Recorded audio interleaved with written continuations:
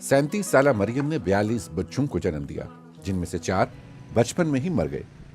मरियम ने 4 मरतबा इकट्ठे 3 बच्चों को, 3 मरतबा 4 बच्चों को और 6 मरतबा जुड़वा बच्चों को जन्म दिया।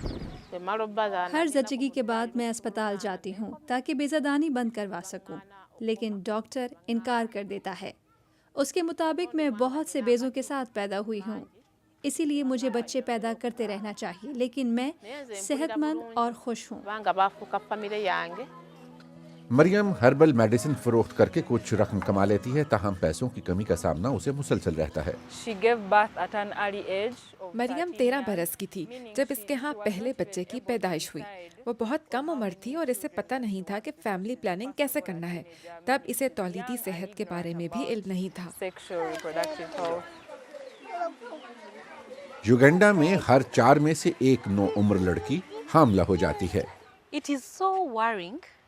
ये बेहद परेशान कुन है कि इस खातून ने 42 बच्चों को जन्म दिया, लेकिन मेरा मशवरा बर्थ कंट्रोल हरगिज़ नहीं है, बल्कि हुकूमत को फैमिली प्लानिंग के हवाले से शऊर और आगाही पैदा करना चाहिए। लेकिन युगांडा में खानदानी मनसूबाबंदी पर कोई एक राय नहीं। हुकूमत को फैमिली प्लानिंग में मुदाखलत नहीं करना चाहिए। खानदानी मनसूबाबंदी का फैसला खातून को खुद करना चाहिए। हुकूमत को बच्चों की पैदाइश की एक हद मुकर्रर करना चाहिए ताकि महदूद वसाइल के होते हुए हम अपने बच्चों की मुनासिब देखभाल कर सकें। शरह पैदाइश के हवाले से युगांडा दुनिया का तीसरा सबसे बड़ा मुल्क है।